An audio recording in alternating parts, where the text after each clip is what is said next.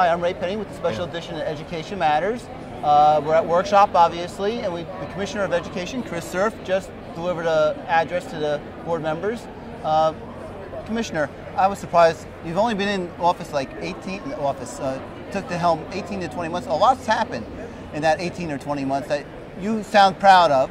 What are the two things that you look at as your greatest accomplishments? Well, there are sort of, I would say, several things. If I had to pick a handful of them, I'd focus on, first of all, I think we've changed the conversation in the state. We have really tried to shine a light on both our successes and our failures, with a particularly keen light on the persistently failing schools in the state, which are a grave and frankly profound issue that is worthy of all of our focus and attention.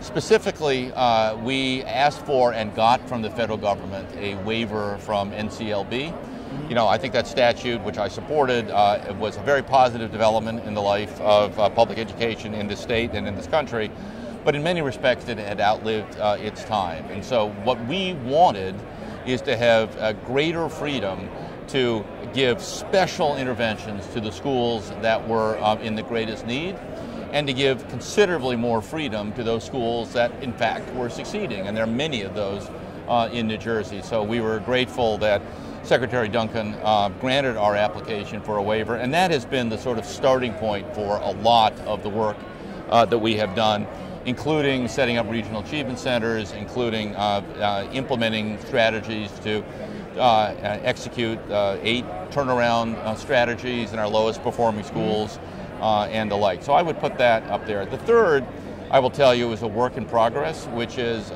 we have the greatest teachers in the country here, as evidenced by the fact that New Jersey is among the top performing states in the country.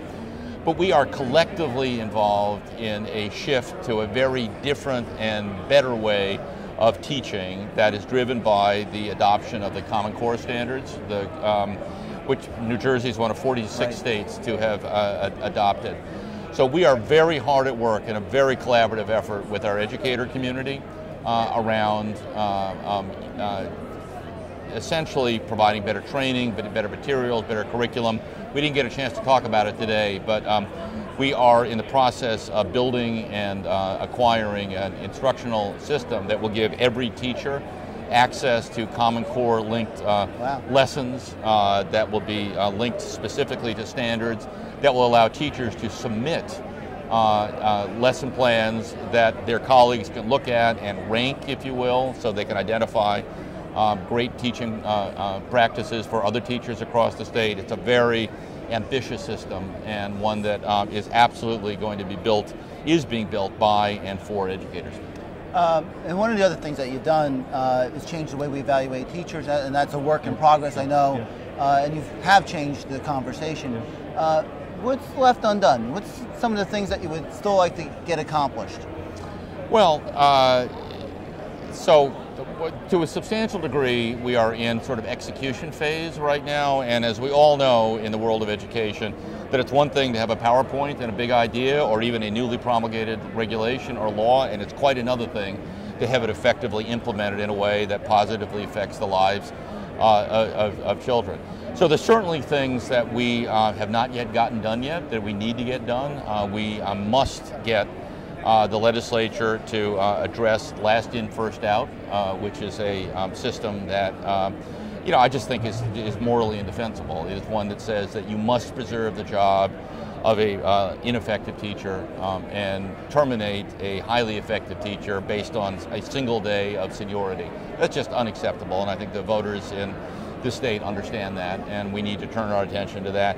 Secondly, you know, this governor has been exceedingly generous in funding. I know it doesn't always feel that way on the ground, but I will tell you that this last budget has a greater amount of state funding for public K-12 education than any governor has ever submitted or implemented previously in the history of the state. At the same time, there is a lot of work that lies in our future about the funding formula.